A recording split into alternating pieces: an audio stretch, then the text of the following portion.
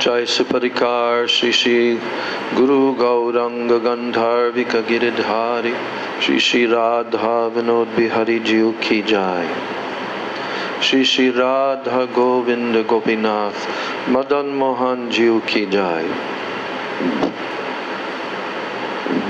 Jai Shri Shri Lakshmi Varaha Dev Ki Jai Nitsilila Pravishta Om Vishnu Pad Paramahansa Astatarasata Sri Shila A.C. Bhaktivedanta Swami Maharaj Shila Prabhupada Ki Jai Nitsilila Pravishta Om Vishnu Pad Paramahansa Astatarasata Sri Shila Bhaktivedanta Narayan Goswami Maharaj Ki Jai Nitya-lila Pravishta Om Vishnupad Paramahansa Astatarasata Sri Srila Bhakti Rakshak Sridhara Goswami Maharaj Ki Jai Nitya-lila Pravishta Om Vishnupad Paramahansa Astatarasata Sri Srila Bhakti Pragyan Kesava Goswami Maharaj Ki Jai Nitya-lila Pravishta Om Vishnupad Paramahansa Astatarasata Sri Srimad Bhakti Siddhanta Saraswati Goswami Thakur Srila Prabhupada Ki Jai Jai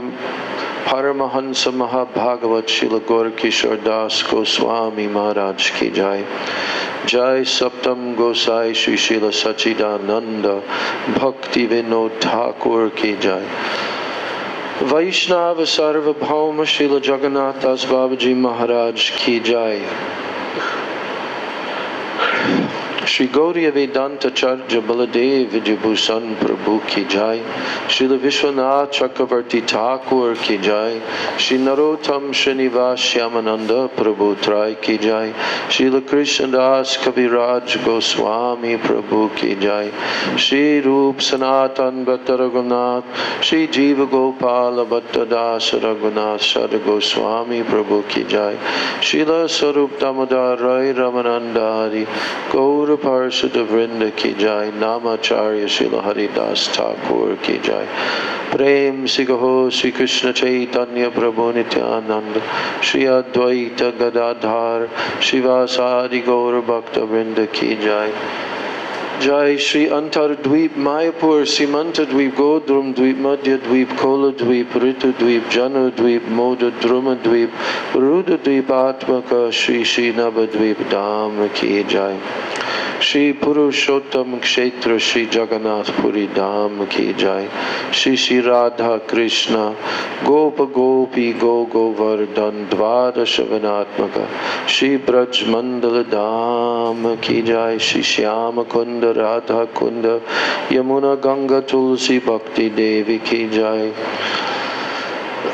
Jai Shri Shri Radha Govinda Radha Gopinath Radha Madan Mohan Jiu Ki Jai Shri Shri Radha Gokulananda Radha Shyama Sundar Radha Raman Radha Damodar Jiu Ki Jai Shrimati Lalita Vishaka Adi Ashtasaki Vrinda Ki Jai Shri Rupa Manjari Rati Manjari Ananga Manjari Adi Manjari Vrinda Ki Jai Shrimati Brinda Devi Ki Jai, Shrimati Purnamasi Yoga Maya Devi Ki Jai, Shri Gopishwar Mahadev Ki Jai, Sarva Bhishta Pradata Giriraj Govardhan Ki Jai.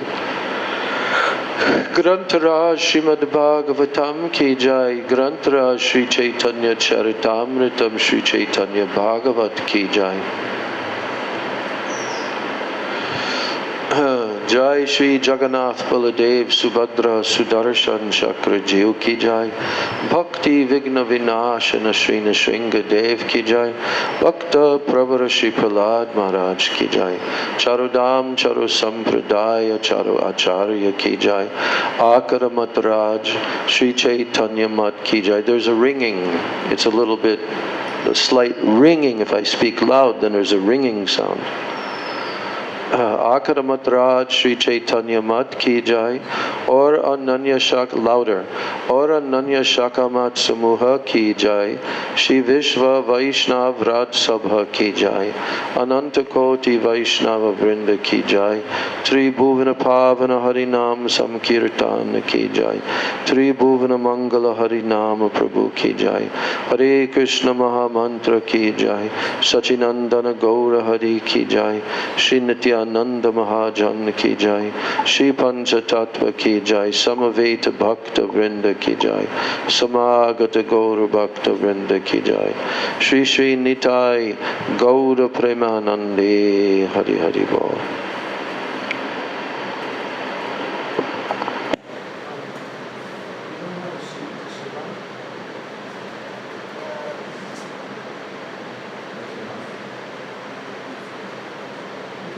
This mat is not used at all.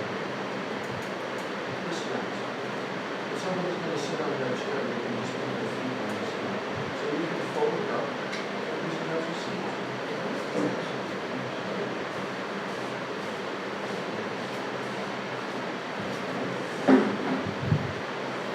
And it's not rigid now.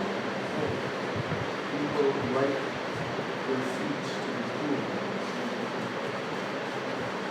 Not roll up, it's fold. That's it.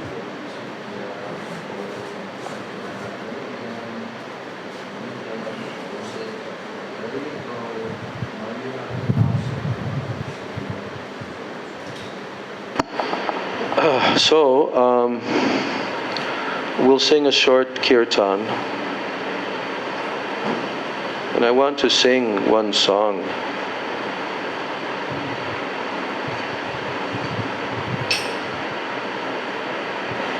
From our Gaudiya Giti Gucha.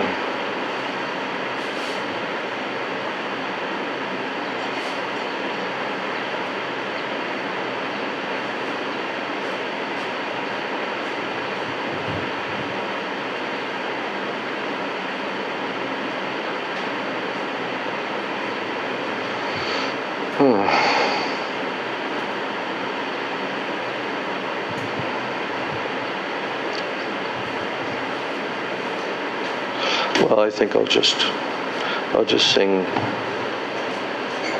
our usual, Prabhupada's usual. Because Prabhupada's usual is the ultimate song to sing.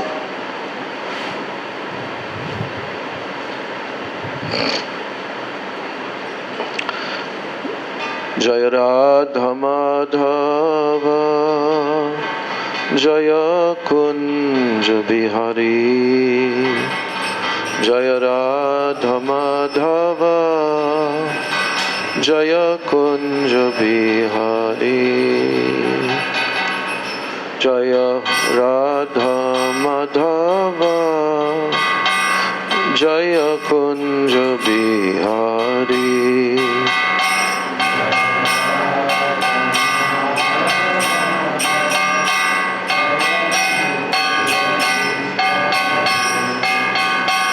Jaya Gopi Jana Vallabha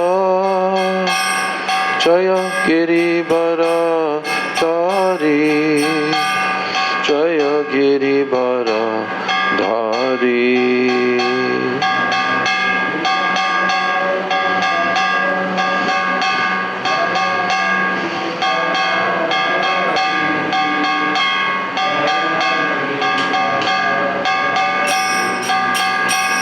Jaya Yashoda Nandana Jaya Braja Jana Ranjana Jaya Braja Jana Ranjana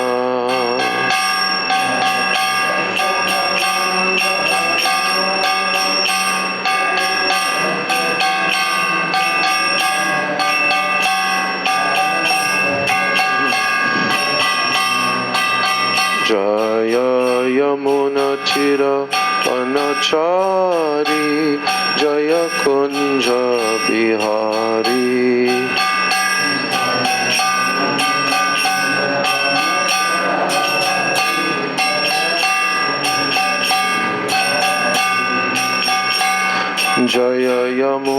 Tiravanachari Jaya Kunja Bihari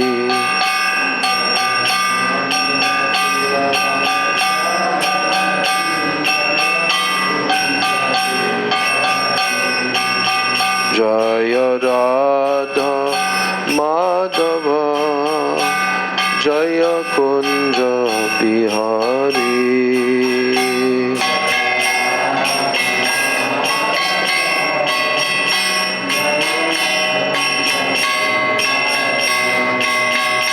Jaya Shri Krishna Chaitanya Prabhu Nityananda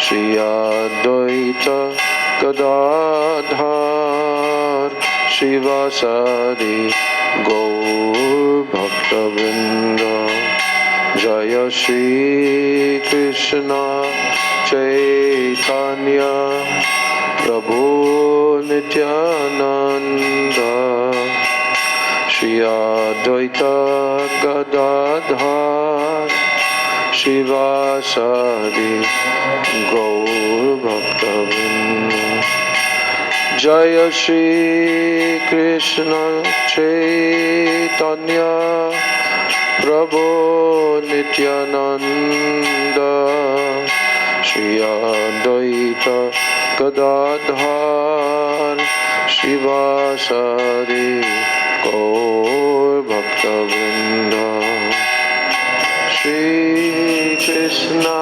Chaitanya Prabhu Nityananda Shri Advaita Gadadhar Shivasari Gaur Bhaktavrinda Hare Krishna Krishna Krishna Hare Hare Hare Rama Rama Rama Hare Hare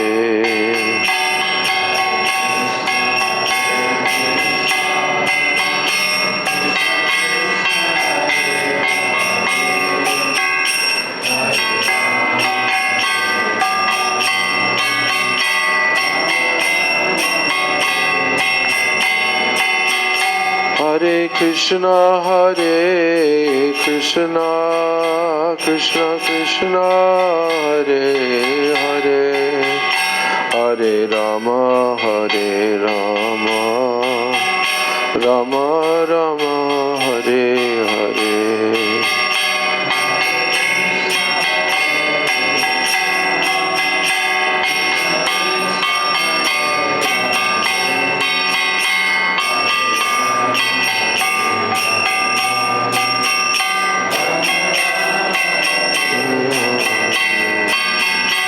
Jaya Nitai Gauranga Nitai Gauranga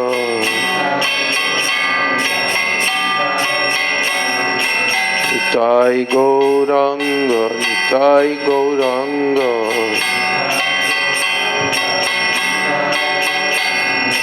Jaya Sachinandana Jaya Sachinandana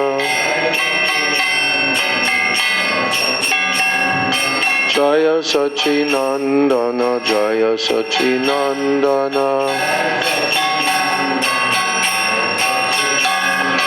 Jaya Sachinandana Gaura Hari Jaya Sachinandana Gaura Hari Gaura Hari Jaya Gaura Hari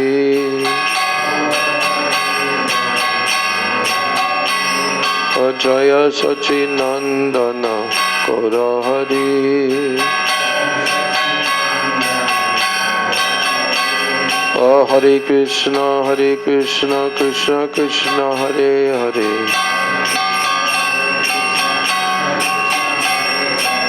Hare Ram Ram Rama Hare Hare Hare Krishna Krishna Krishna Hare Hare,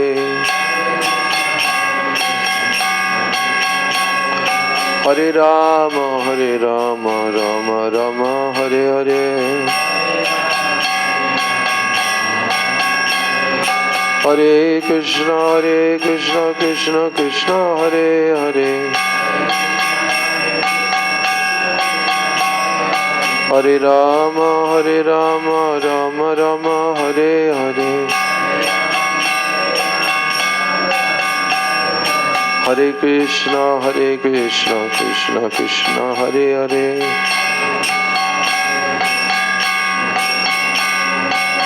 Hare Rama Rama Rama Hare Hare,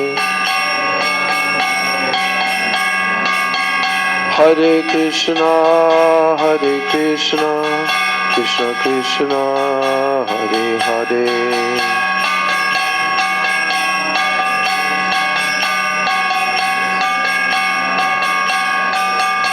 Hare Rama Rama Rama Hare Hare,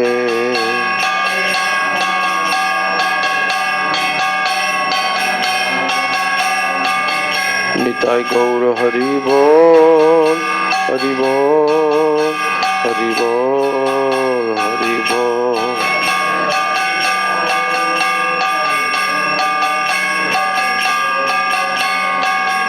Nitai Gaura Hari Bol, Hari Bol, Hari Bol, Hari Bol.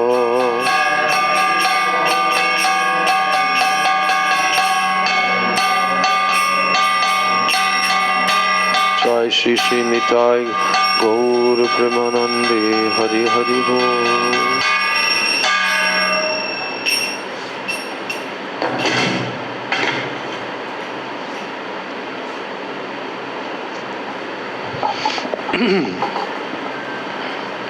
Om Ajnana Timirandasya Jnananjana Shalakaya Chakshurun Militam Yena Tasmai Shri Gurave Namaha Mukam Karoti Vachalam Pangam Langayate Girim Yat Kripa Tamaham Bande Shri Gurun Dinataranam Vancha Kalpatarubhascha Kripa Sindhubhya Evacha Patitanam Bhavanebhyo Vaishnavebhyo Namo Namah Namo Mahabhadanyaya Krishna Prema Pradayate Krishnaya Krishna Chaitanya Namani Gaura Tise Namah Nityanandam Namastubhyam Prema Ananda Pradayane Kalo Kalmashanashaya Janava Pataye Namaha.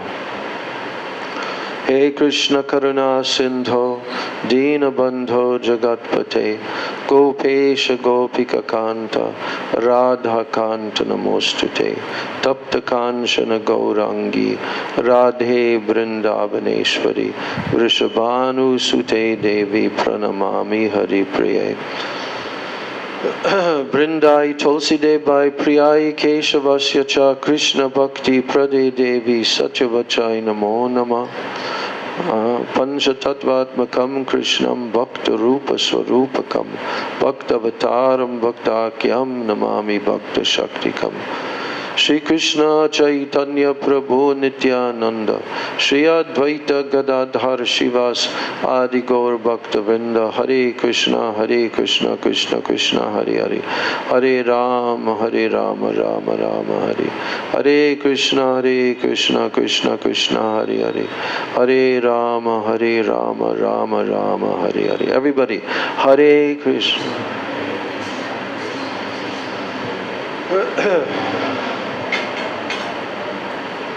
First of all, I'm offering my unlimited Dandavat Pranams, my Shraddha Pushpanjali at the lotus feet of my most worshipful beloved Gurudev.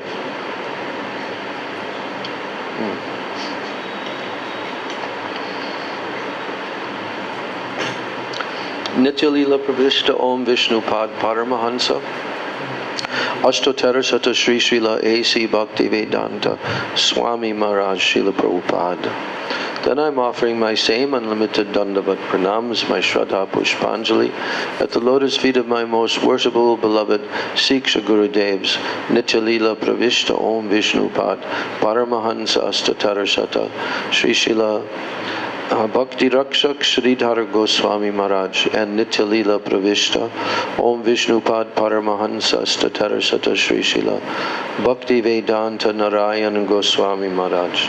And I'm offering my Dandavat Pranams to the lotus feet of all of my Sri Sri Rupanuga Guru Varga, especially Sri Srila Raghunath Das Goswami Pad, our Prayojan Tattva Acharya and the author of Sri Manah-siksa, as well as Srila Sachidananda Bhakti Vinod Thakur, who is the commentator on this beautiful Manah-siksa. My Dandavat Pranams to all the Vaishnavas and to all the Vaishnavis.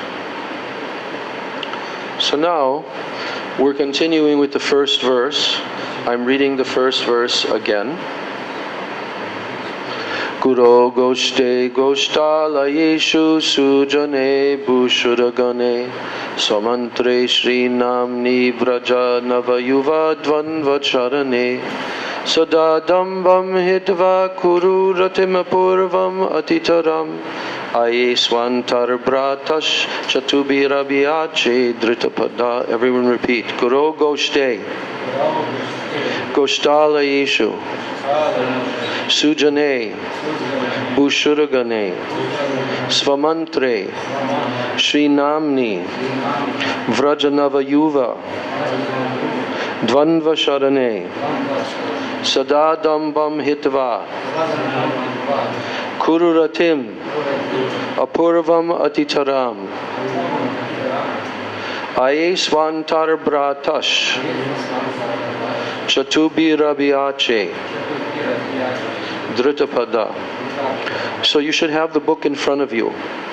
And I'm saying the first line, then you'll repeat the first line. Guru Goshte Goshtalayeshu Sujane Bhushuragane Bolo.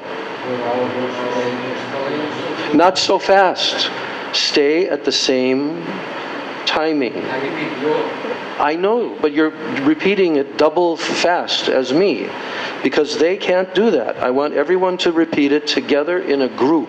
So don't jump ahead. Again, I'm saying the first line. Guru Goshte Goshtalayeshu Sujane Bhushuragane Guru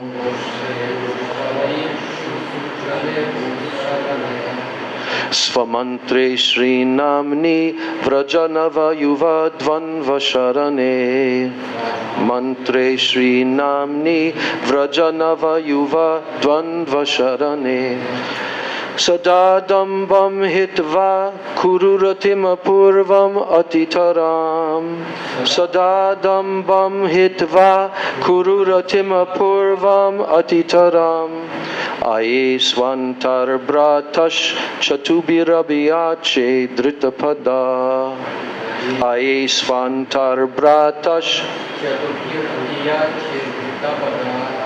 Okay. Translation. O my dear brother, my foolish mind, taking hold of your feet, I humbly pray to you with sweet words. Please give up all pride and quickly develop deep loving attachment for the spiritual master, for Sri Braj Dham, for the residents of Braja, for the Vaishnavas, for the Brahmanas, for your Diksha mantras, for the holy names of the Supreme Lord, and for the shelter of Sri Sri Radha Krishna, the eternally youthful, divine couple of Braj. We are continuing now with the purport explaining the meaning of each of the words in this verse. And we ended on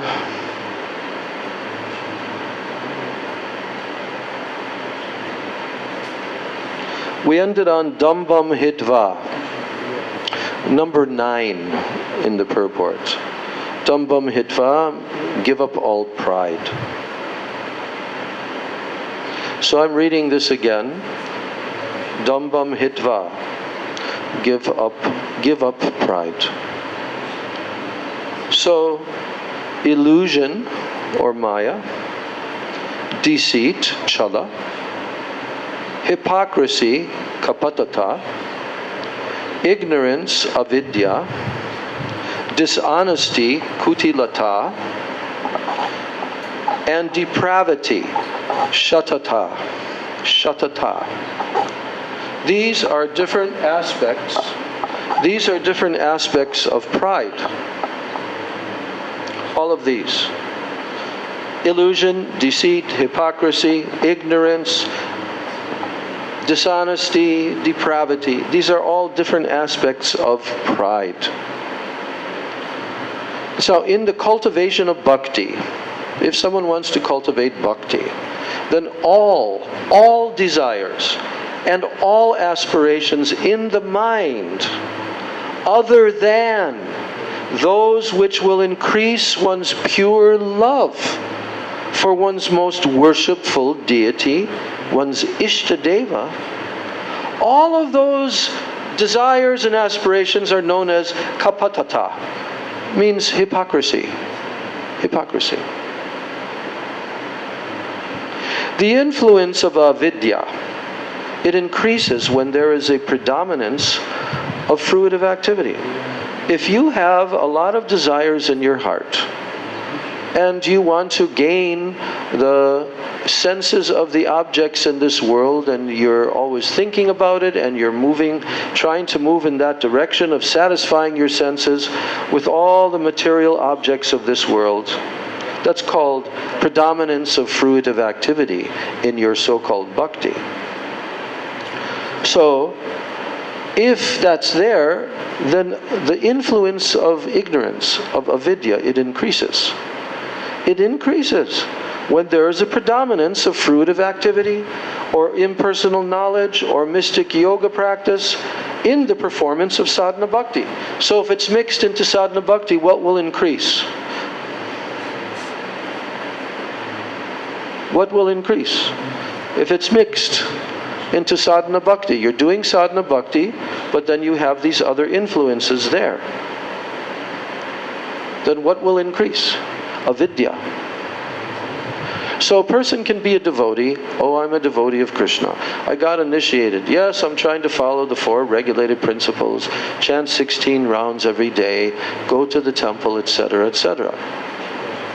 But in your heart, in your mind, you're aspiring for so much material enjoyment, the temporary material enjoyment of this world, or impersonal knowledge, or mystic yoga practice like this. So while you're doing your daily bhakti, if that's there in the heart, then as a result of it being there, the influence of ignorance, avidya, it increases. It increases. So, when there is any type of unfavorable attitude, any type of unfavorable attitude in the cultivation of Krishna bhakti, then what is that? It is the covering of maya. It is the covering of maya. And all of these, they should be abandoned. We should abandon all of these very diligently. We should abandon them. All kinds of false pride arising out of strictly adhering to the occupational duties corresponding to one's caste and stage of life, varnashram dharma, or from material aspirations, all kinds of false pride from material aspirations, and false pride from misconceptions about one's true identity. Well, what happens to them? They are all removed. They are all removed by taking shelter of Shuddha Bhakti, unalloyed Bhakti. But if someone doesn't take shelter of Shuddha Bhakti, will they be removed? My question, if someone doesn't take shelter of Shuddha Bhakti, will these things be removed?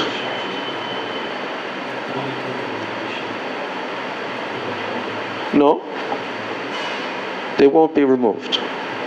If one does not take shelter of Shuddha Bhakti, will they be removed? And you're telling, no.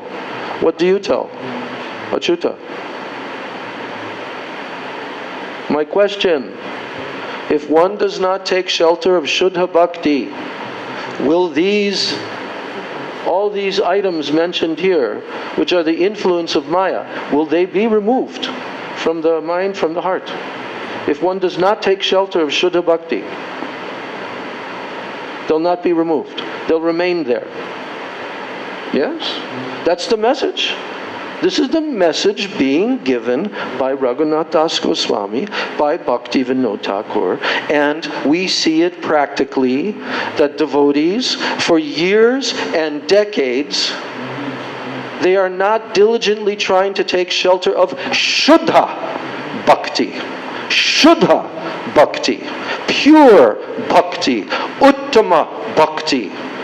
And what are they going toward? Maya. They go toward Maya. They become overwhelmed and attracted to Maya. And they become weak, not strong.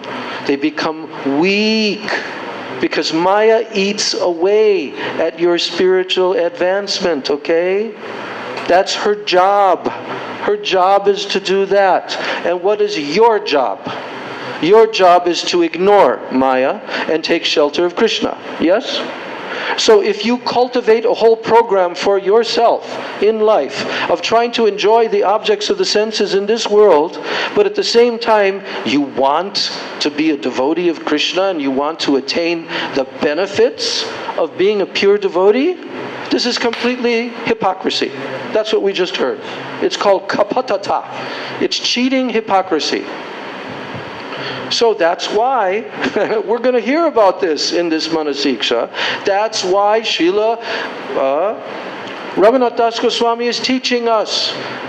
By teaching his own mind and telling his own mind what will he have to do in order to give up all false pride, in order to give up all these mundane material desires, in order to give those up, because if you don't give those up, you're gone from the pathway of Raga Nuga Bhajan. Forget it. And even in the pathway of Vaidhi Bhakti, you're not going to make much advancement. Yeah, you'll creep along. You'll creep along. Yeah, you're chanting, you're trying to do this, that. But if you don't make an earnest effort to give these up and to take full shelter of Shuddha Bhakti, then what, Gauranga? Then what will happen? Huh? Huh? You will what?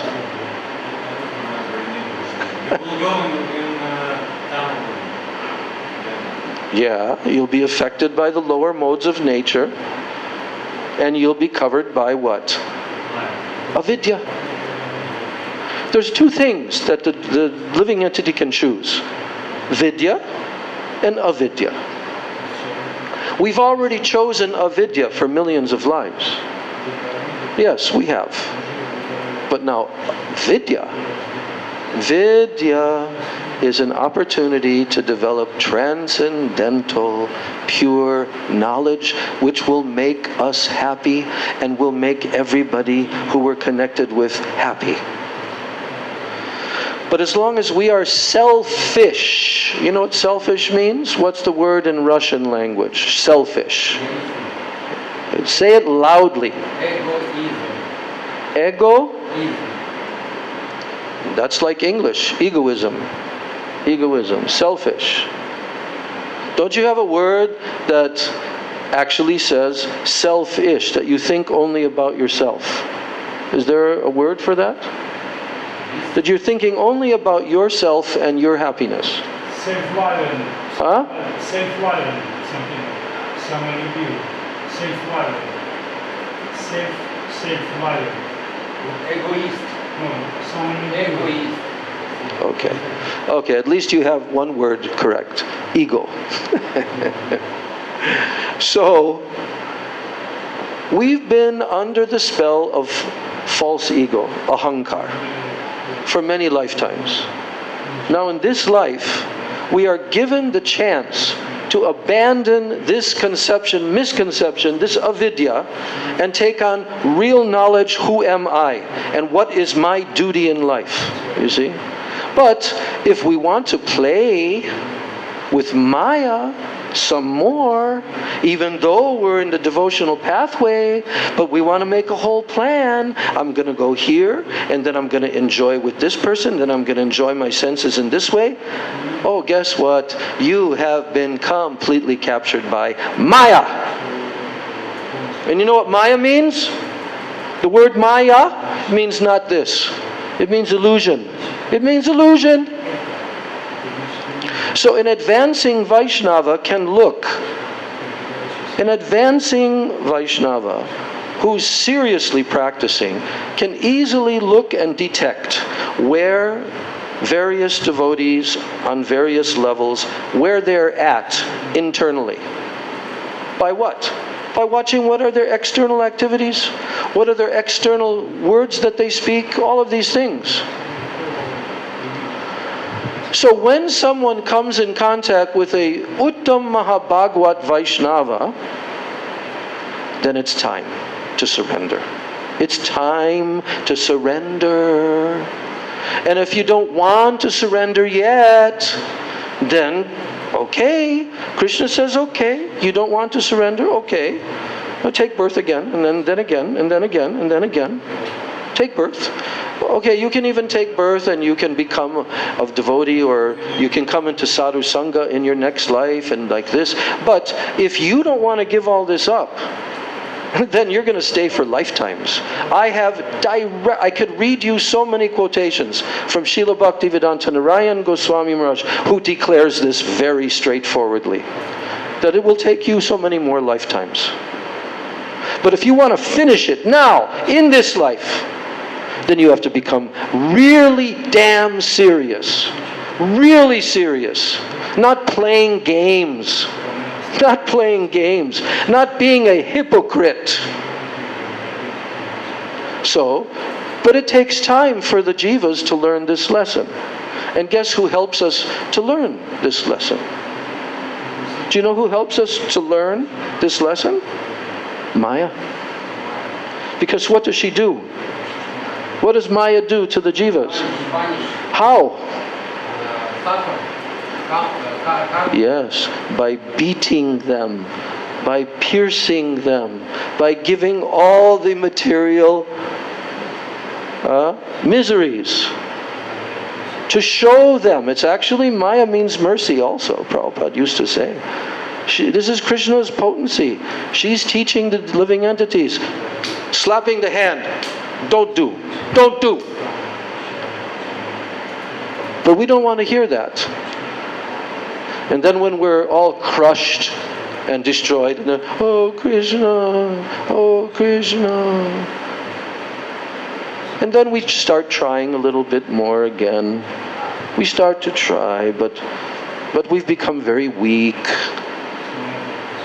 But we try. So this is why our Gurudev told, don't be weak. This Manah-siksa is about becoming strong. Fiercely strong. That's what it's about. You want to become that way? Then read this, apply it in your life. It's not enough to just read it. You have to apply it in your life, and you'll become very strong, because Shuddha Bhakti will be cultivated. And especially the moods of the eternal associates of Radha and Krishna, which is very, very high. One will gradually develop some attraction for that, if we follow this Manah-siksa. So here, this is the game plan. Raghunath Das Goswami, in the first verse, he started out by saying, give up your bogus rati. All of your bogus attachments to this world. Give up your false pride. Sadadambam hitva. And develop pure, unadulterated attachment and affection for all of these personalities. Guru, for the Guru, for the holy Dham, Goshte, Goshtala Ishu, for the eternal residents of the Dham, Sujane, for the Vaishnavas, Bushuragane, for the Brahmanas, Swamantre, Sri Namni, for your mantras, for your Harinam, and finally for the shelter of the lotus feet of the divine youthful couple in Braja. Yes. Braja Nava Yuva Dvandva Sharane. So,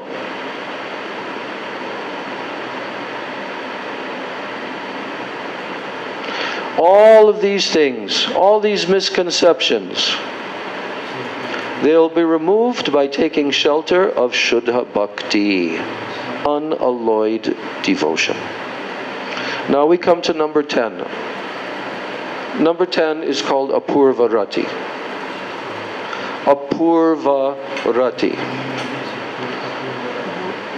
What is the meaning of that?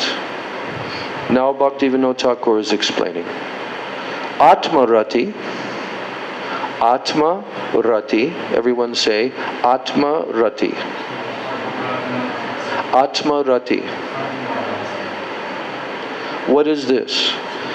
Atma Rati means it is the pure spiritual attachment to the soul. Atma Rati. Pure spiritual attachment to the soul. So now, the jiva, the spirit soul, is by nature a servant of Krishna. That's his nature, to serve Krishna. And pure attachment for Krishna is present in his pure spiritual form. In the swarup of the jiva, this pure attachment for Krishna, this pure apurva rati for Krishna, it is present in the swarup of the jiva, in the pure spiritual form. But, when the living entity is diverted from Krishna and he is bound by Maya, then his attachment is directed towards what? Instead of being attracted towards Krishna and attached to Krishna, where does the jiva's attachment get directed towards? The perishable temporary objects of this material world. Perishable material objects. That's where our natural rati gets directed. So, this perverted attachment, perverted, it means it's not true. It's a complete deviation from that which is true and normal and natural. It is perverted. So, yes, this perverted attachment that is connected with Maya, this is actually just incidental. That means it's not your real attachment. It just happens to be influencing you. But what is the effect of that? It's very full of distress. It's distressful. There's so much suffering and distress. Because it's perverted attachment. It's not the Atma Rati of the soul. Now, it is only in pure Krishna Bhakti, only when someone is performing pure Krishna Bhakti, then that Rati of the soul, it finds its place. Automatically. Oh yes, actually, Krishna is my beloved. I should always be thinking of Krishna. I should always be serving Krishna. And that arises in the heart. And it solves all problems. Yes, it solves all problems. So in other words, what does that mean? In other words, pure love for Krishna is itself Atmarati. That's what Atmarati is, pure love for Krishna. And why is it that pure love for Krishna is called Atmarati? Because Sri Krishna, who is he? Who is Sri Krishna? Sri Krishna is the super soul of all souls. Krishna is the soul of all souls. He's the Paramatma, he's the super soul of all souls. Yes. That's why it is natural and normal for the Atma to be attracted to Krishna, who is the supreme Atma. He is the super soul. So when this rati, when it reaches its mature state, when this rati reaches a mature state, then the more this pure Atma rati, it evolves naturally. The more that this becomes matured, then the more the pure Atma rati evolves. And then at that time, the more you can say that it is known as Apurva rati.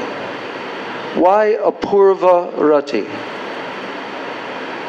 Because it's unprecedented. There's nothing that can compare with that. Unprecedented spiritual attachment to Krishna. Atma rati or Apurva rati. This is what Raghunath Das Goswami is praying to his mind, that you please develop this Apurva rati. What is the word in Russian for Apurva? Unprecedented.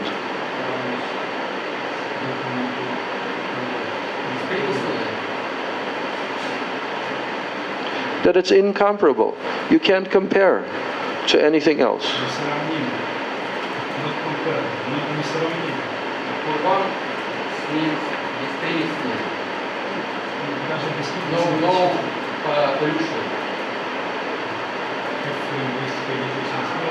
I can't hear you, you have to talk louder.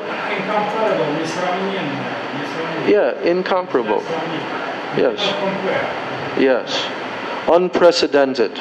You have not seen this before. It's unprecedented.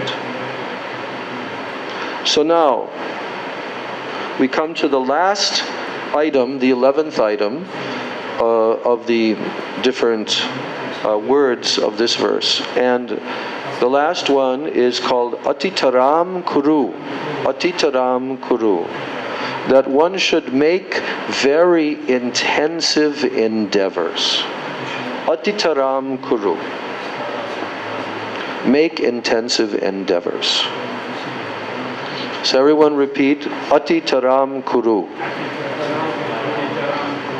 Atitaram Kuru.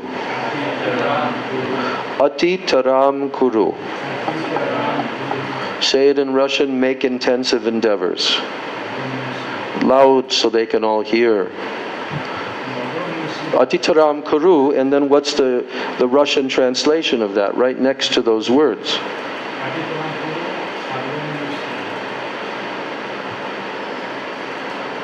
Everyone repeat in Russian what he just said.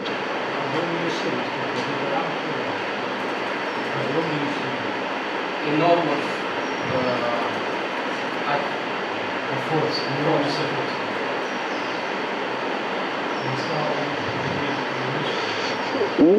How do you say to make very intense endeavors? Everyone say. Once more. Gromnya utsile. So make very intense endeavors. Not just try a little bit, try very intensely. Okay? Now, Here's what Bhaktivinoda Thakur explains about these two words, Atitaram Kuru. He's saying, one should endeavor with great eagerness to obtain Atmarati. If somebody came and told you, I'll pay you $1 million if you just go and climb Mount Everest, and you're not a mountain climber, you don't have any experience with that, but he says, I'll pay you $1 million if you'll go and climb Mount Everest. What would you do? Gauranga, what would you do? What would you do? I just will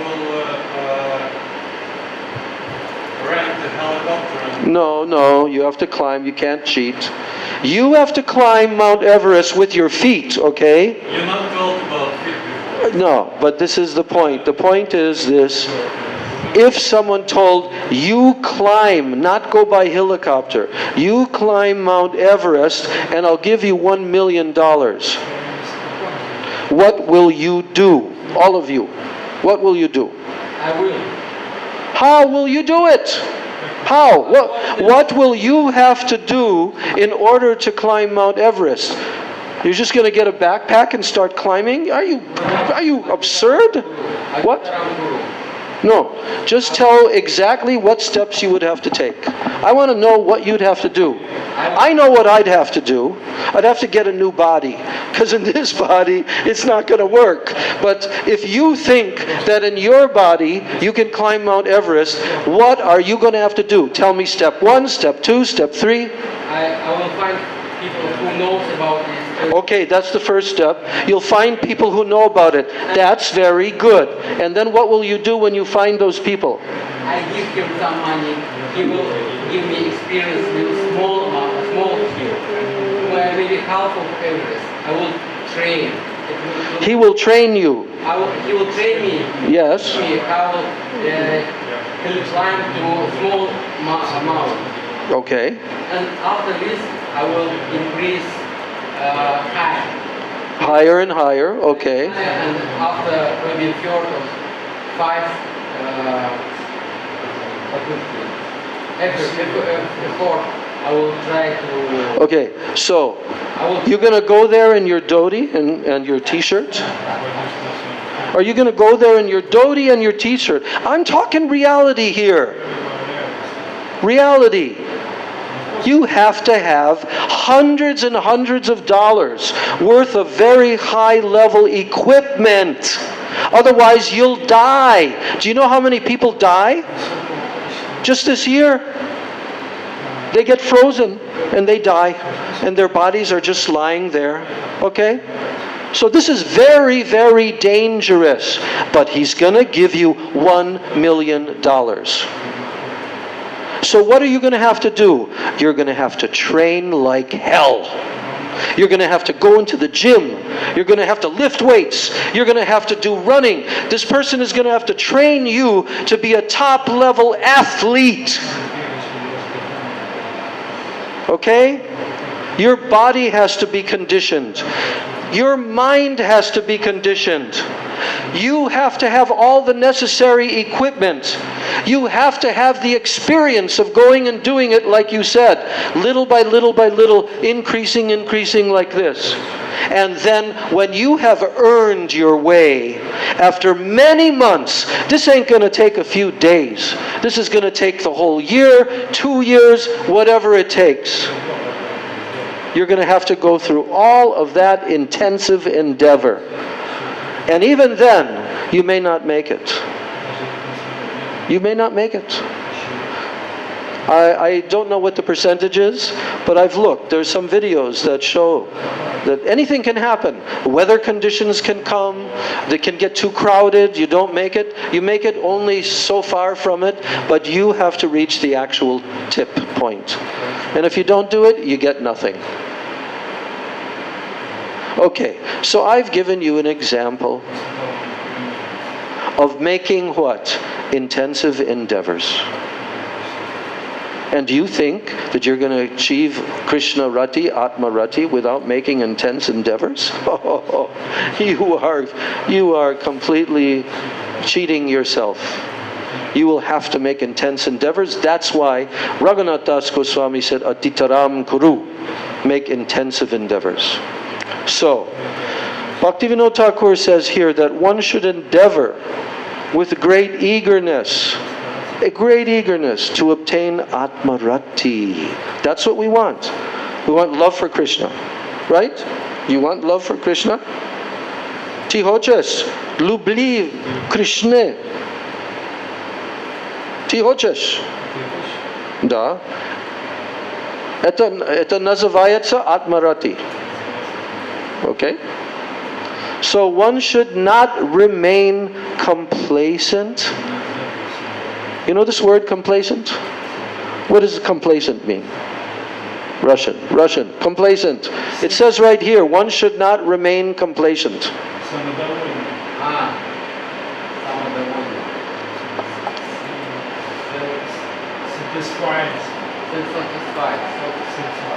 What? Self-satisfied. No. Complacent means I don't really care if I do, if I don't. It's called complacency. You can't make up your mind. You can't focus your mind and your intelligence with determination. So here, Bhaktivinoda Thakur is saying one should not remain complacent. Thinking what? Thinking like this, oh, bhakti will arise of its own accord by some good fortune, and you don't make any endeavor for bhakti to arise. Oh, it will come by some good fortune. So that's called complacency. Now, the more that one's spiritual strength increases, right?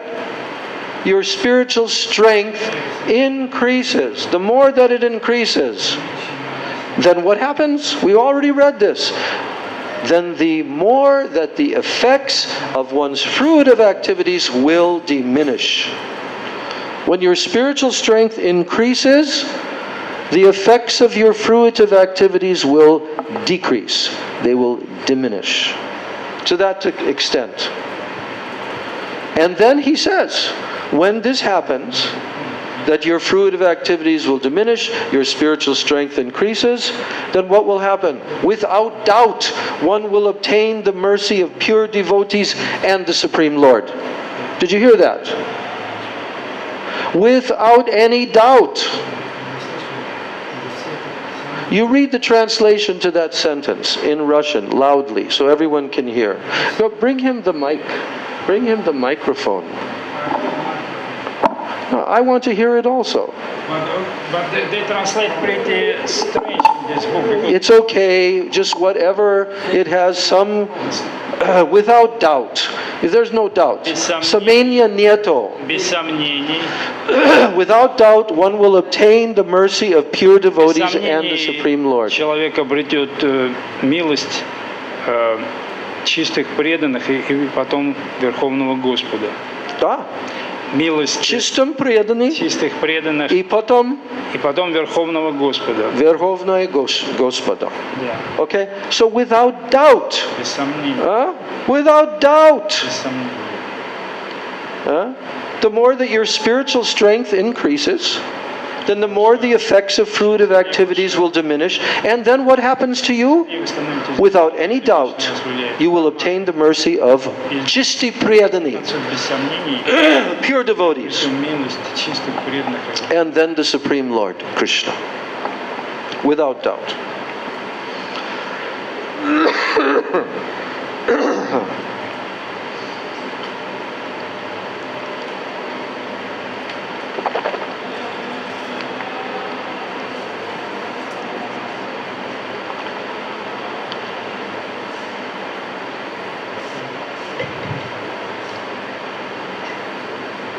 So now, Bhaktivinoda Thakur is saying, what is the purport of this instruction?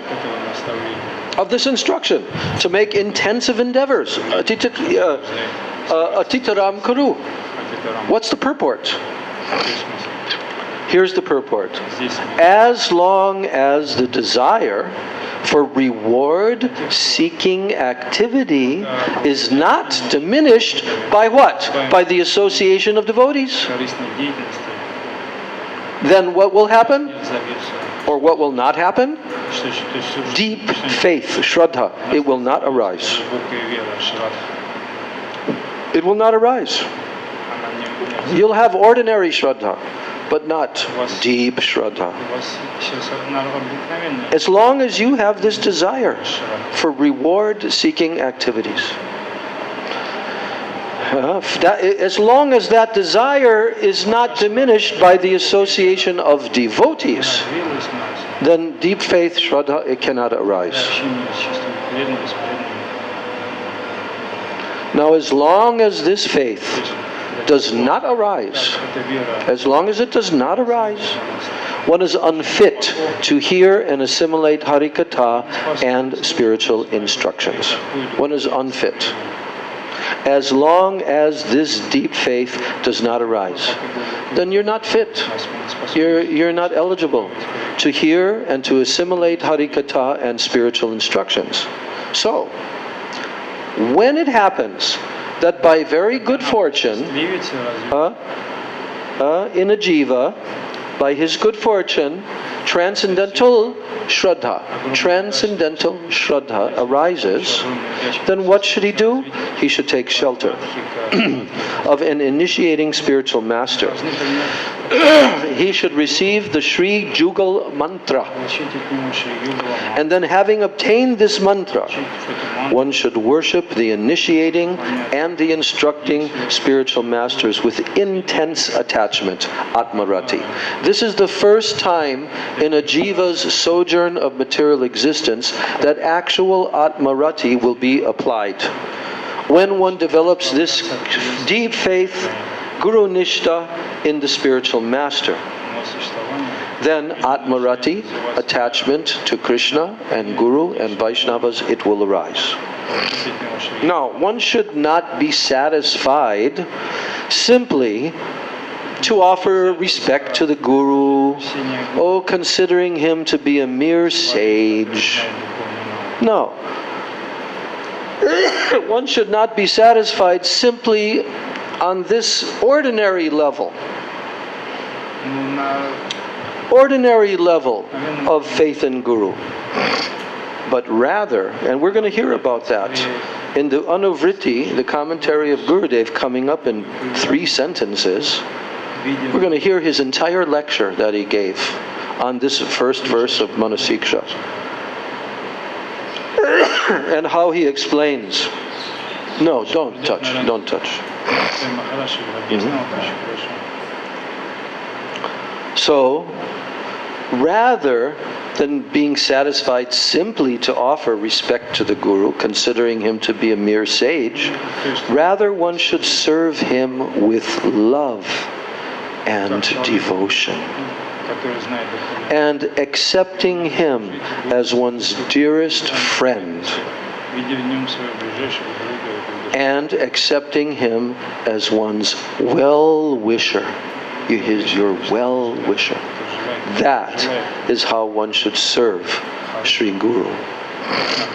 Now, the 3 kinds of Vaishnava devotees we've heard many times. That means the neophyte level, Kanishta, then the intermediate level, Madhyam, and the topmost level, Uttam. So, all of these different Vaishnavas on different levels, they should be offered respects suitably. Suitably means according to their level. Not that you treat a brand new neophyte devotee like as if he's a Mahabhagwat, or you treat a Mahabhagwat Uttam Vaishnava as if he's just some low-level devotee. No. You have to offer respects suitably, and you should receive such Vaishnavas with affection. You should have affection. So one should cultivate true attachment to the holy name. That's what we should be focusing on. to cultivate true attachment to what? Harinam, to Krishna's names. That's what we should be trying to do in our life. Yes. And we should also try to develop this kind of true attachment, to cultivate this for the mantra that is given by one's Diksha Guru.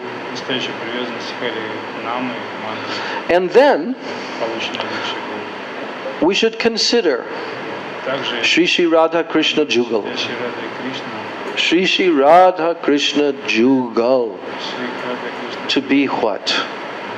Our life and soul. That's what we should consider. Radha and Krishna, the divine couple of Braj, they're my life and soul.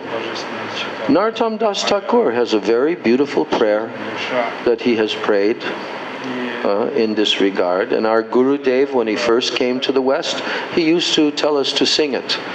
We would sing Gauranga Balite Habe, and then we would sing Radha Krishna Prana Mora Jugala Kishore Jivane Marane Gati Ar Nahi More. Oh Radha and Krishna, you are my pran, you are my life. Radha Krishna Pran More, you are my life. Oh Jugal Kishore, oh the beautiful, youthful, divine couple, Radha and Krishna. Even in life or death, Jivane Marane Gati, Arnahi More. Whether I am living or whether I die and leave this body, I have no other gati, no other shelter, no other goal than you, O Radha and Krishna. These are the songs of our acharyas. We should read them. We should sing them. We should think about them. We should try to apply them in our efforts to do our Nam Bhajan, our Sadhan Bhajan. Yes. So considering Shri Shri Radha Krishna Jugal to be one's life and soul, one should take shelter at their lotus feet. Yes. So that completes our discussion of the purports given by Srila Bhaktivinoda Thakur for the first shloka of Manah-siksa. And now there's a very special treat that is added in Srila Gurudev's edition of the Manah-siksa. He gives his Anuvriti, his commentary. He gave this title Anuvriti. And you know what the Anuvriti is? His own lecture that he gave in Hindi, translated into English. For the first 4 verses of Manah-siksa, his Anuvriti commentary is there. It's his lecture. Now we heard all the concepts. Now let's listen to Srila Bhaktivedanta Narayan Goswami Maharaj teaching this in his class to the serious sadhaks.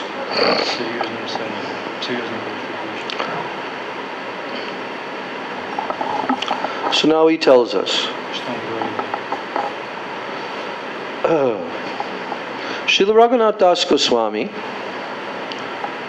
he's giving instructions to the unrestrained mind. Unsteady mind. Mind is always unsteady. It's not steady. It's always unsteady. So, and it's not restrained, it's not controlled. So Raghunath Das Goswami is giving instructions to the unrestrained and the unsteady mind. Now Gurudev is explaining that it is actually only through the mind that a conditioned living entity becomes favorable or unfavorable to bhajan. Do you understand this point? Do you understand this point?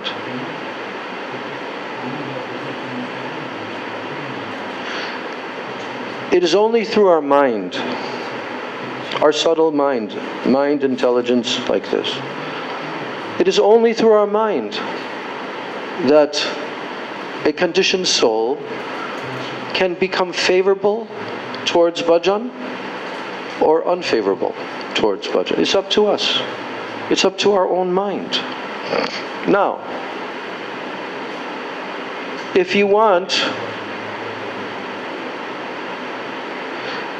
to just have worldly faith in this material world, so if you want to develop that, it will only be through the mind that you can even develop that. So the mind pervades a person's life. You cannot avoid. You cannot escape. Mind is with you all the time, every day, 24 hours a day. And actually, this mind has been with us for millions of lifetimes. The same subtle body. You know, this body, it will die, right? This body, will it die or not die? Yes, this body will go to 3 different places. It will become transformed into 3 different objects. Do you know what those 3 objects are when the body dies? What? People. Yeah, if you burn the body, then it turns into ashes. Yes, then? Birds coming to, or animals eat. And they eat your body. Birds, animals, yes, they eat your body. Then what happens to your body? It goes inside their mouth, goes in their stomach, and comes out as what? Huh? Huh? It comes out as stool. Stool, yes. I want to say another word, but it will be rude. Yeah. So, First is when we going to the somebody put in the earth. yeah, like a lot of people, they bury the bodies in the earth. And so what happens over time? Elements.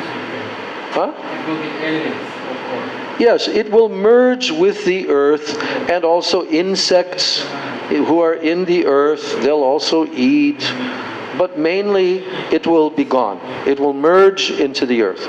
So the body, this body, Srila Prabhupada used to say in his famous lecture, this body that you are soaping so nicely in the shower, soaping so nicely, this body, it will become stool, ashes, or earth. Yes or no? Yes or no? Are you going to mummify the body like they try to do in Egypt and keep the body going on for centuries? Huh? No. Eventually the material nature will completely take over. So, what's the point? The point is that we have 2 bodies. When your Atma, which is situated in your body, where is the Atma situated? You tell. Where is the Atma situated in the body? The tiny little eternal Jiva Atma, the spirit soul that is you. Where are you situated inside of this body? Huh? Where?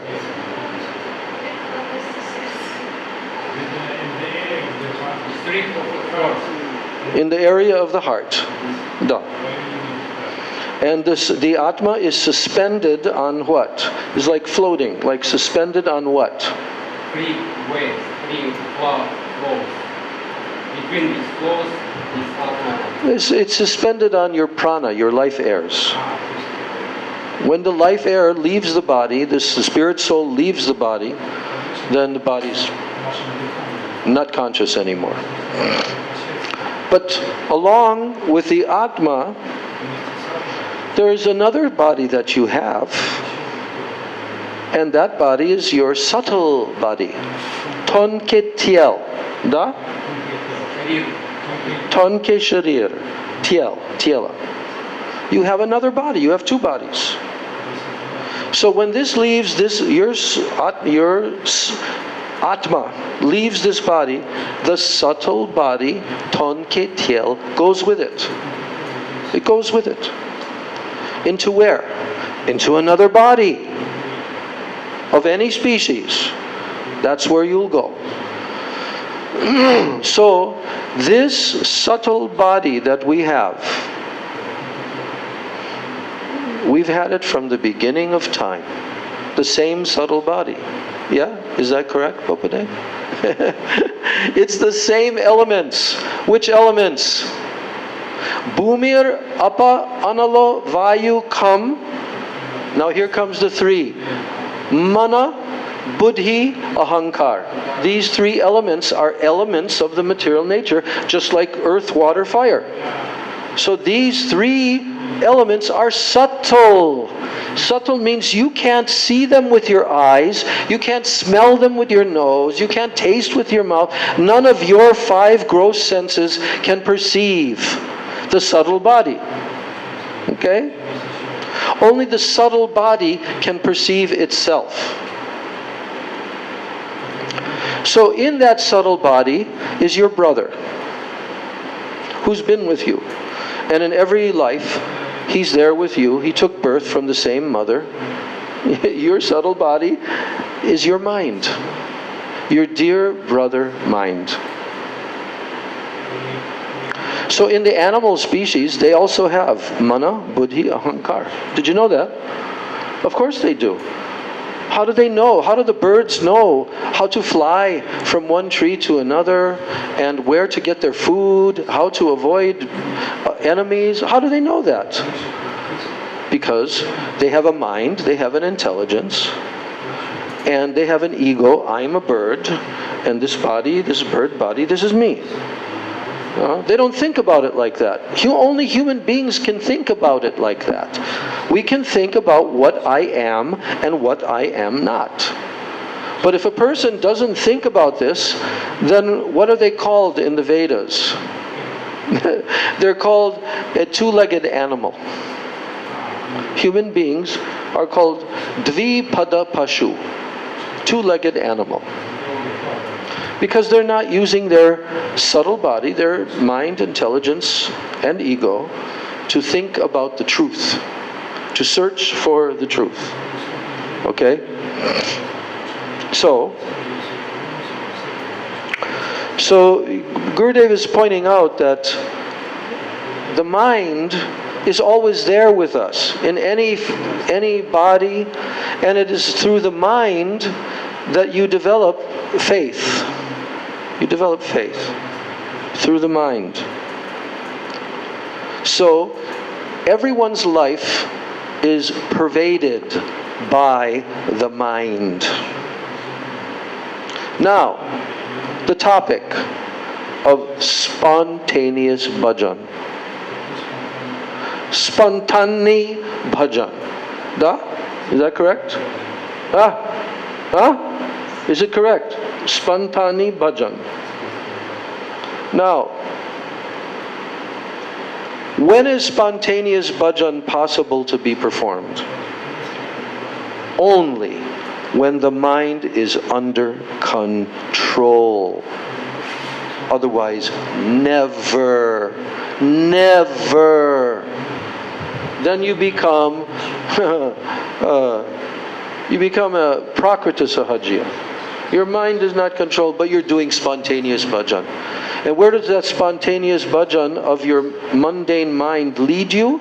It spontaneously leads you to the fleshy body of the opposite sex. That's where it leads you, ultimately. Understand? So true spontaneous bhajan, it can only be performed when the mind is under control.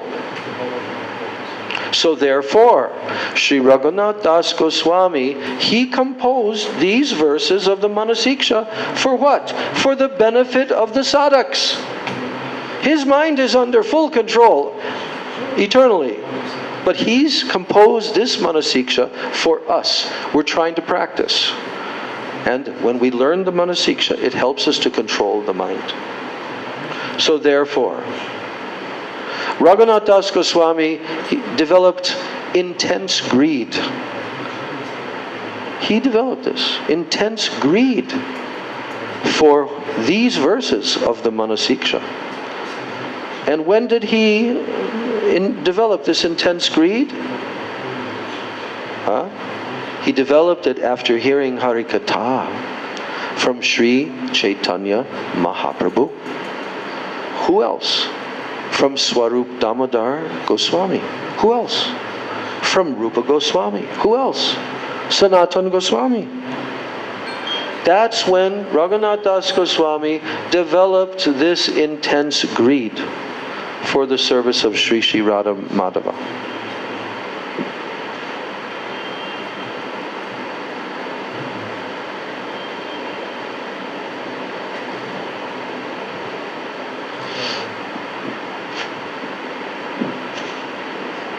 So, although Raghunath Das Goswami is actually, he's an eternally perfected soul, but he presented himself as a sadhak.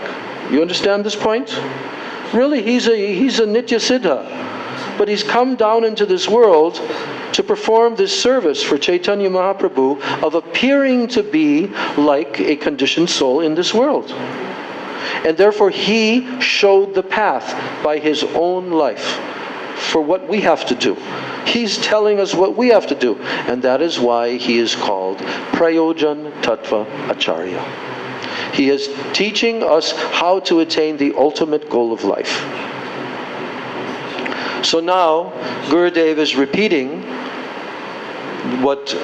how Raghunath Das Goswami is praying to his mind, and Gurudev is telling, "O mind, please give up all pride and all deceit, and develop a Purvarati for the lotus feet of the spiritual master, for Sri Braj Dham, for the residents of Braja, the Vaishnavas, the Brahmins, your Diksha mantras, the holy name, and the shelter of Sri Sri Radha Krishna Jugal."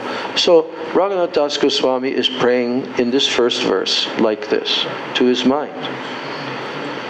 So, we're very fortunate to be hearing the words of Srila Bhaktivedanta Narayan Goswami Maharaj, because guess what? He's a perfected soul. He has followed the path of Rupa and Raghunath in his life. He has developed perfect Atmarati for the Dham, for the Vaishnavas, everything. So to hear this with his explanation is especially helpful. So now he's going through what we went through. He says the word Gostalayan, Guru Goste Gostalayishu. So the word Gostalayan, it refers to the topmost devotees of the Lord, topmost level, Vaishnavas, who live in Braja. How do they live in Braja? In their Swarup, in their eternal spiritual identity all the time. Those are called Gostalayan. If someone is not in that category where they're not living in their Swarup, in Braja, then they're not Gostalayan.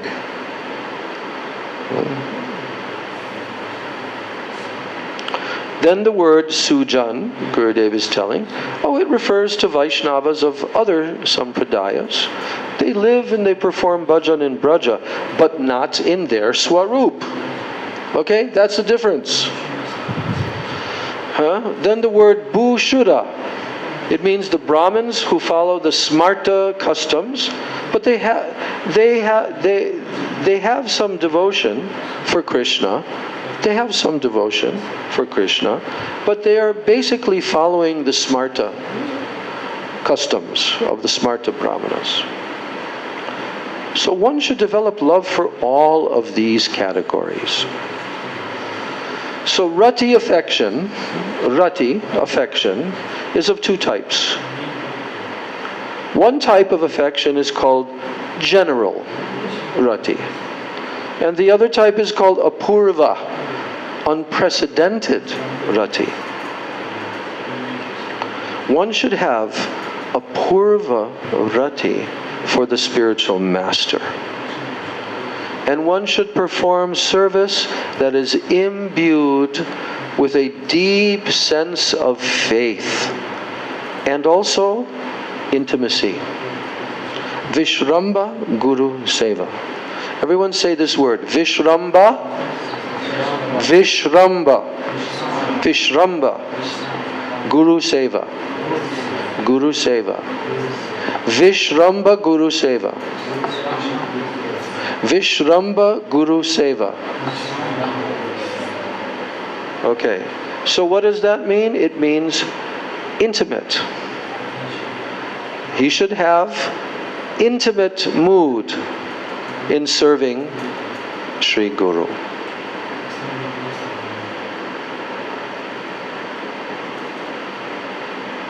So this is called apurva rati, unprecedented loving affection.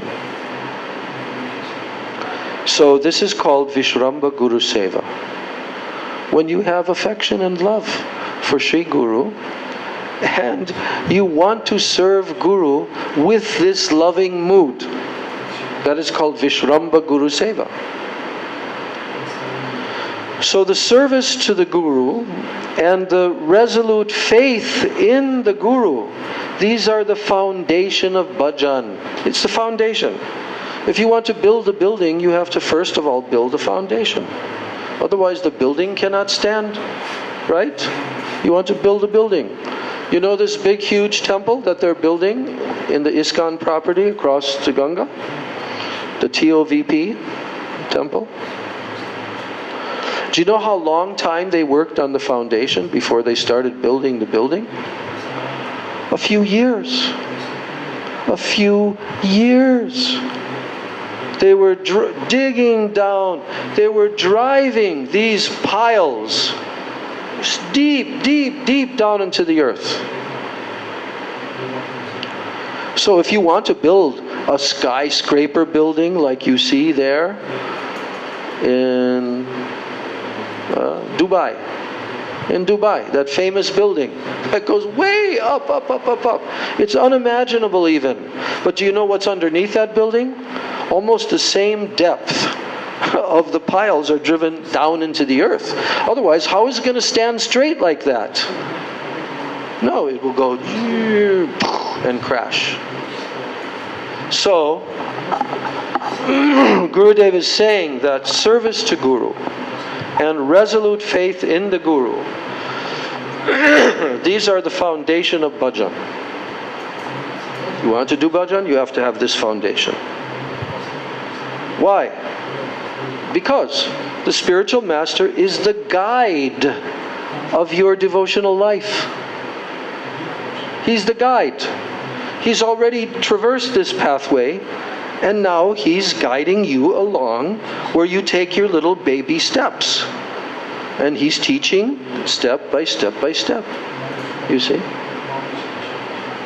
So now, Gurudev is talking about Guru, but the different types of Guru.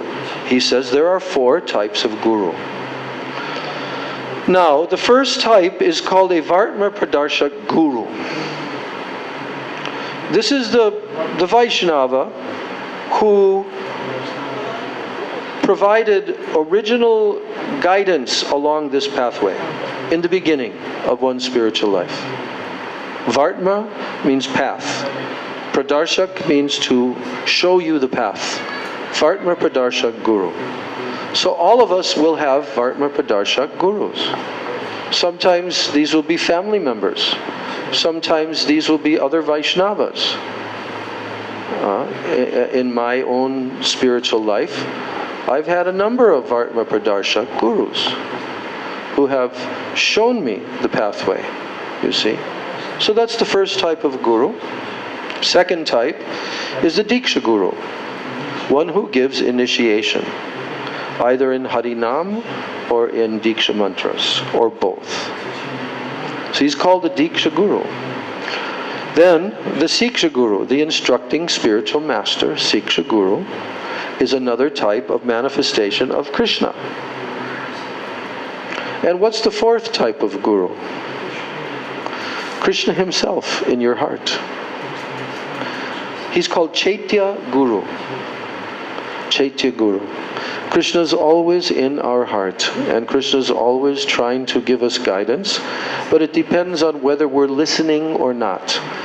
and we're trying to serve Krishna, then Krishna makes it possible for us to feel and to understand that I should do such and such. You see, this is Chaitya Guru. So, here, Gurudev is telling that one should have faith in and also deep attachment for all of these four types. All of these four types of gurus, one should have faith and deep attachment. Now, the initiating spiritual master and the instructing spiritual master, they are equal in all respects. You cannot differentiate between Siksha and Diksha gurus. They're equal. Why? Because they're equally manifestations of Krishna. So they're of the same status. Now the initiating spiritual master in the Chaitanya Charitamrita, one who gives initiation, Diksha Guru, is called the Bhagavad Rupa. Bhagavad Rupa means the embodiment of Krishna's form, his Rupa. Understand? Do you understand what was just said? I'm repeating now. Listen carefully. The Diksha Guru, there's four types of gurus he just told. The Diksha Guru in the Shastras, he is called Bhagavad Rupa. Bhagavad Rupa means he's the form of God himself, of Krishna. He's the embodiment of Krishna's form in the form of a human being. And what about the Siksha Guru, the instructing spiritual master? What is he known as? The first is known as Bhagavad Rupa, because Rupa means form. And the Siksha Guru is called Bhagavad Swarupa. He is the embodiment of the Lord's personality. So, because Krishna, he doesn't have a material body, a subtle body, and he's the Supreme Absolute Truth. His body is Sachidananda Vigraha. And really, there's no difference between his mind and his body, or his personality and his body. But for the sake of understanding how these two manifestations of Guru are different, but yet one at the same time, one is called, in Chaitanya Charitamrita, the Diksha Guru is called Bhagavad Rupa. And in Chaitanya Charitamrita, the Siksha Guru is called Bhagavad Swarupa. Okay? So what did I just say? What did Srila Gurudev just say? Repeat what was just said. About Diksha Guru, it is Bhagavad Rupa, олицетворение формы Бхагавана. Шиша Гуру — это олицетворение личностных качеств Бхагавана. Бхагаван Сварупа. Это его как бы его настроение.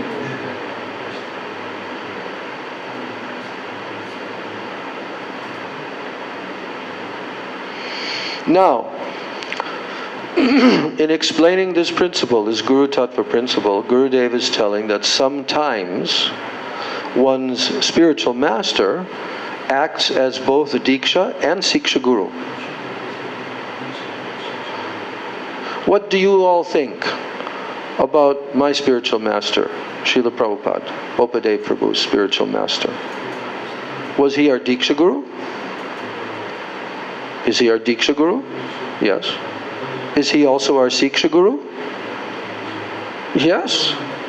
Yes. Not only ours, he's the Siksha Guru of the entire world. So, Gurudev is pointing out that sometimes the spiritual master will act as a Diksha Guru and sometimes as a Siksha Guru, but then sometimes he'll act as both. And then he tells about himself.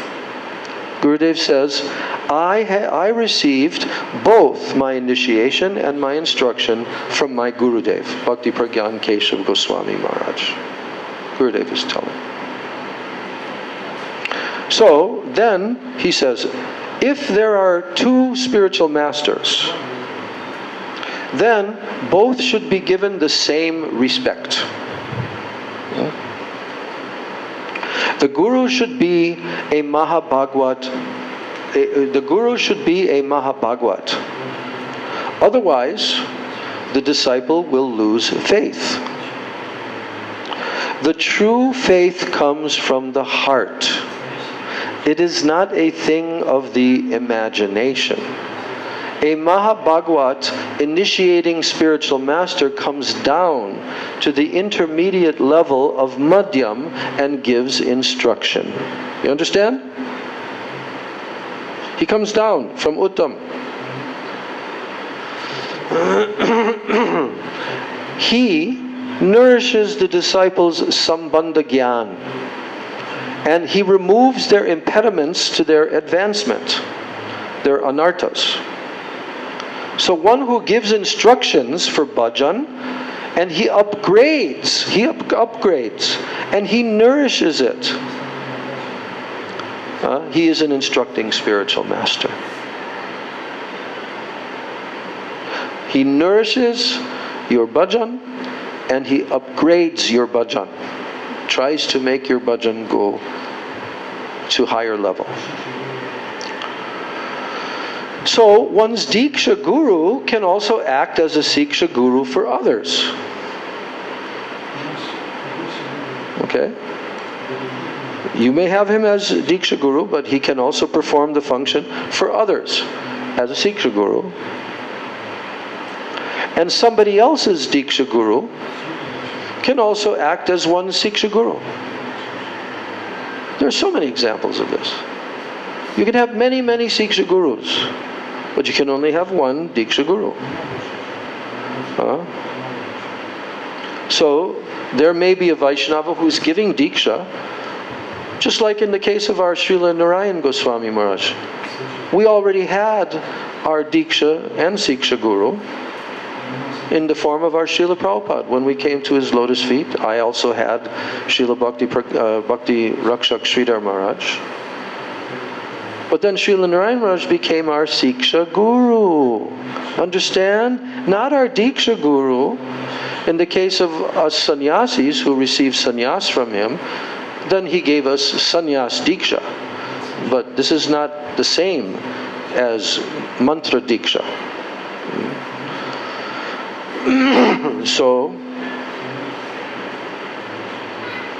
So now he says that in this situation where there are more than one guru, then he said there can be some differences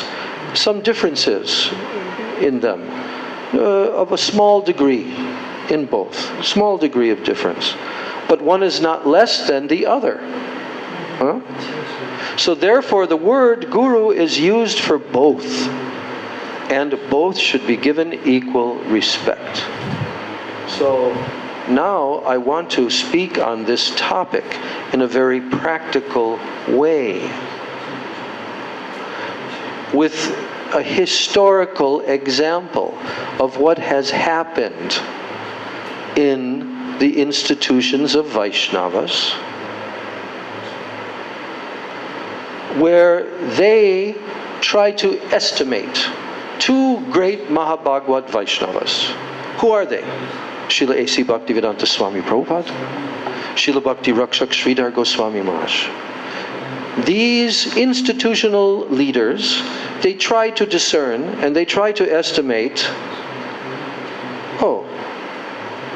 which one of these is greater? Which one of these is more exalted, more worshipful? What are these teaching? These two personalities, are they in agreement with one another? Are they teaching the same Siddhanta? Or are they teaching something other than this? Are they teaching different Siddhanta? And because they're neophyte in understanding the Siddhanta, they then began to imagine and manufacture in their brains that, this other personality is not in the same line. He's not in the same line. This Bhakti Rakshak Sridhar, he's not in the same line as Bhaktivedanta, A.C. Bhaktivedanta Swami Prabhupada. He's in a different line. This is a very great offense, you know. A very great offense.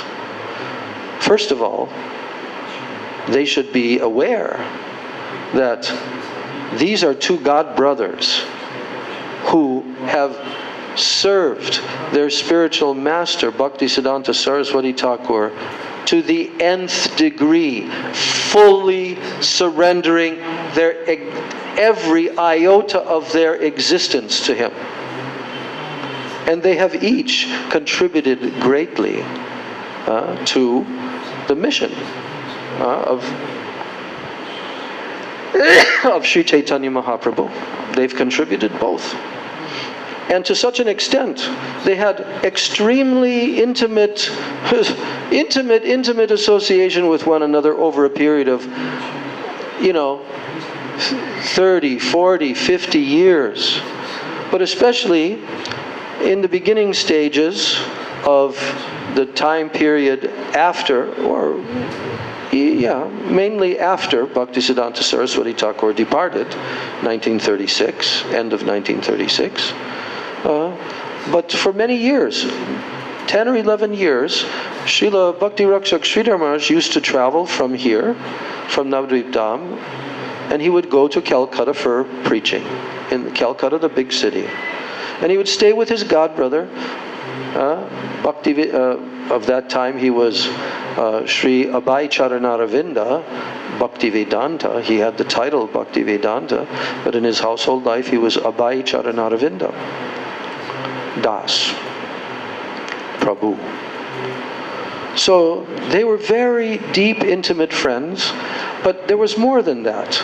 Srila Bhakti Rakshak Sridhar Maharaj was accepted by Srila Bhaktivedanta Swami Maharaj as his Siksha Guru. Directly he said this. I accept Pujapad Sridhar Maharaj as my Siksha Guru. What to speak of the benefit that others will derive. And in the departure of Srila Bhaktivedanta Swami Maharaj Prabhupada, in the departure from this world, he gave very clear instructions to his leading senior disciples who will manage after he leaves this world, that they should go to Bhakti Rakshak Sridhar Maharaj for spiritual guidance. And he also told that he's so highly qualified that only he and I are the only two persons in this world that can write the purports to the Srimad Bhagavatam in the English language. Realized personality. Myself and my godbrother, Bhakti Rakshak Sridhar Maharaj. So many histories are there. But because they failed to give proper honor and respect to such an exalted personality, and they did the opposite. They criticized. They tried to find fault. They tried to preach everywhere, don't associate with him. He's out of the line of our Bhaktivedanta Swami Prabhupada. What did they do? They fell down. They fell down. And they did not advance in their bhakti. Because there became Vaishnava aparadis, big time. Maha aparadis. So I'm telling this in this microphone, online, to everyone. I dare anyone to come to me and try to give their phony explanation of why they disobeyed Srila A.C. Bhaktivedanta Swami Prabhupada, their guru, why they disobeyed and turned against the very person who he worshipped as his own Siksha Guru. Huh? I'll never stop telling this truth. So here, Srila Narayan Maharaj who also was treated like that by them later on.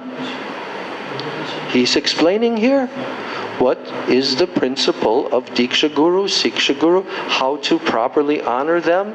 There may be some small differences to a small degree in both, but one is not less than the other.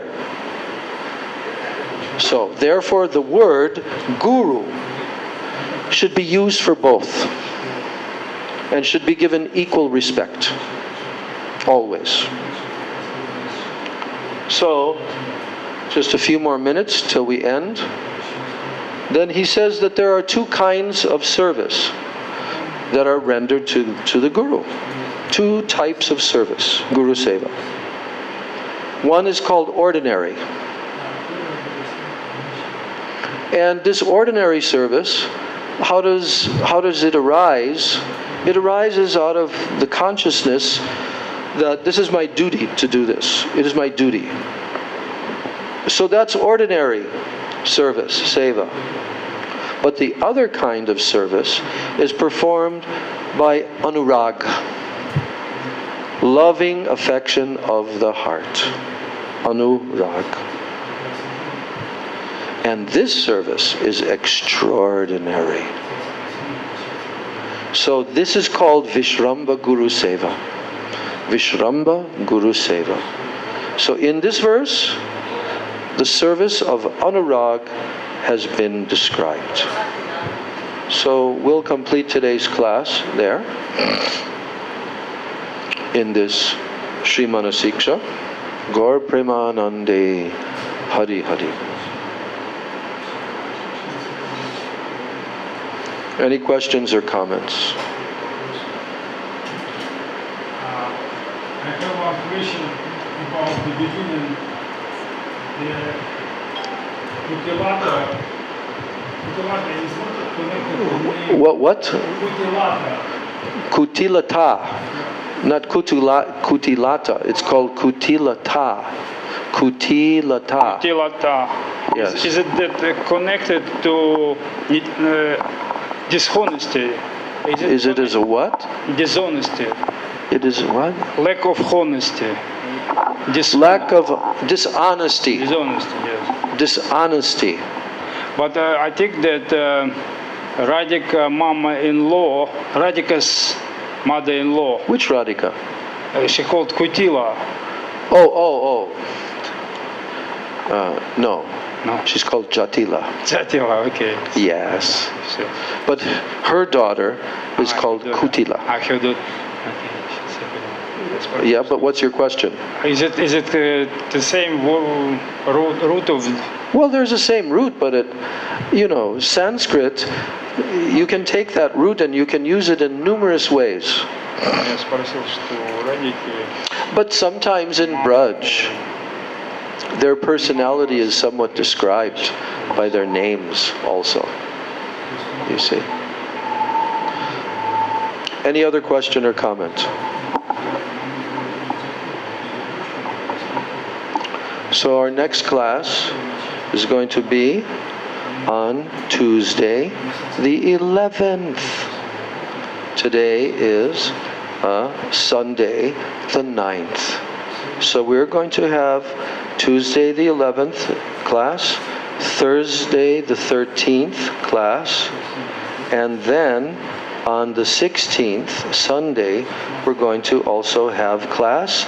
And on that day, there are some special appearance days. Ganga Dashahara, Ganga Puja, Ganga Devi, and Ganga Mata Goswamini. We'll hear about these divine personalities. So then the week after that, which starts on the 17th, Monday the 17th.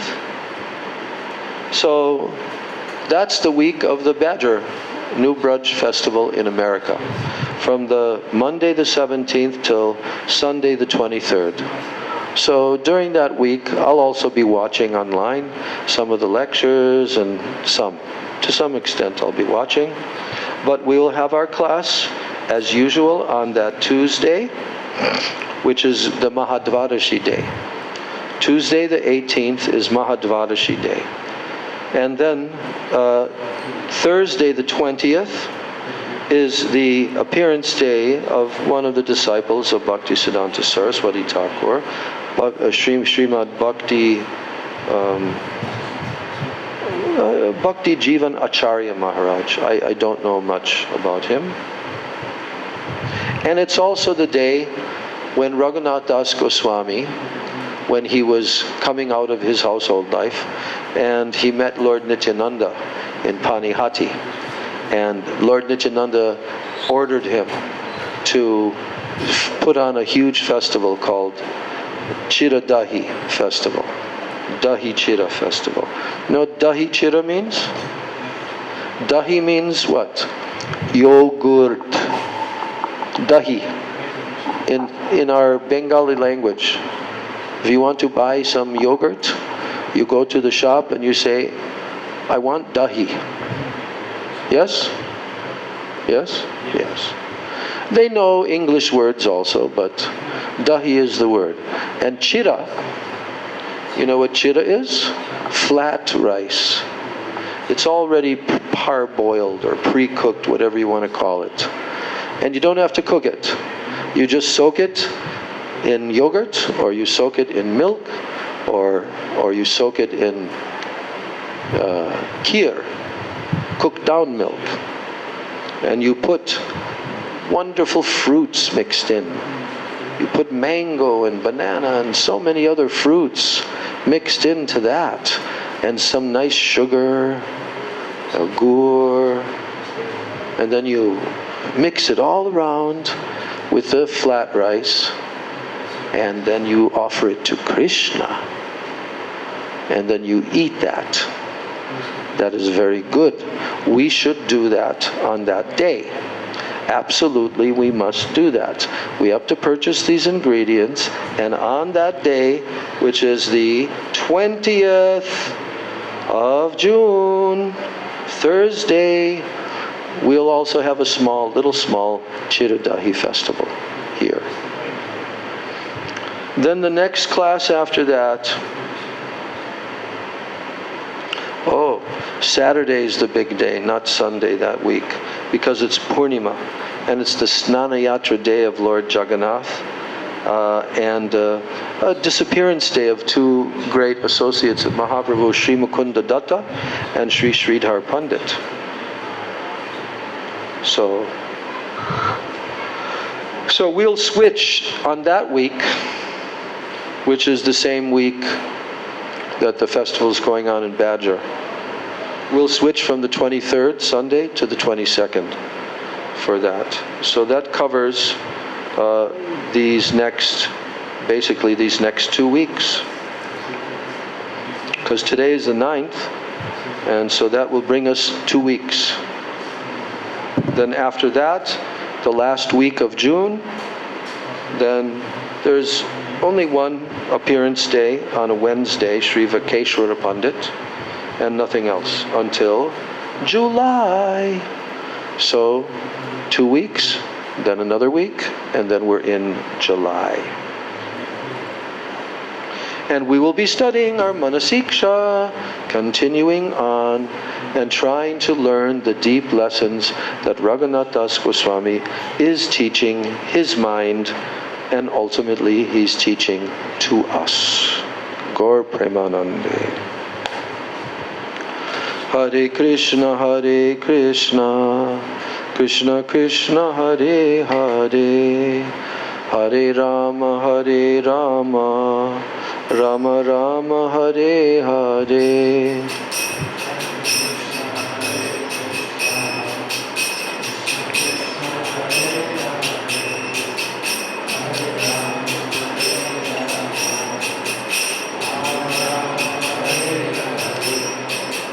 Hare Krishna, Krishna Krishna, Hare Hare, Hare Rama,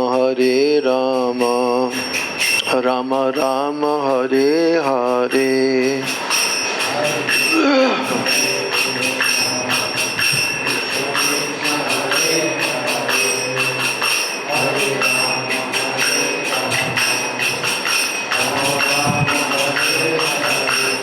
Nitai Gaur Hari Bol, Hari Bol, Hari Bol, Hari Bol.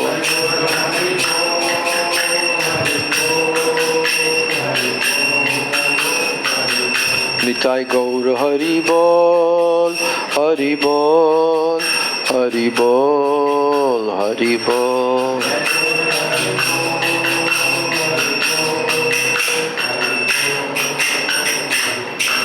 Nitai Gaur Prem Anande, Hari Hari Bol. Shri Raghunath Das Goswami Pad Ki Jai, Shri Manah-siksa Ki Jai, Srila Sachidananda Bhakti Vinod Thakur Ki Jai, Rupa Nuga Guru Varga Ki Jai, Gaur Premanande.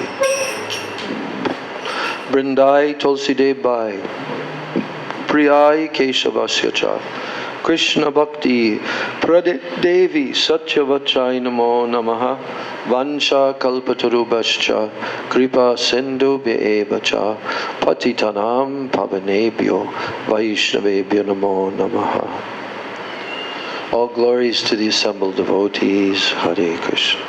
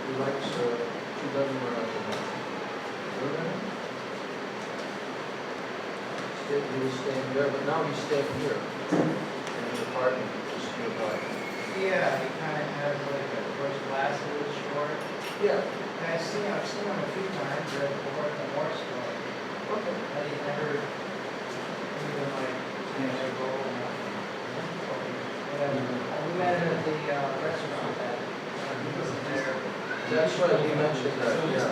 That they were my work. And he said, oh yeah, but he has to give class. He gives class in China, online. He's very highly educated. What happens was, he had communicated with me, like 2 weeks ago, saying that now he's not staying there anymore at certain point, so he's now been transferred here, and he's connected with Srimad. And he knows Sajjan Maharaj really well, because Sajjan Maharaj was now there in South America.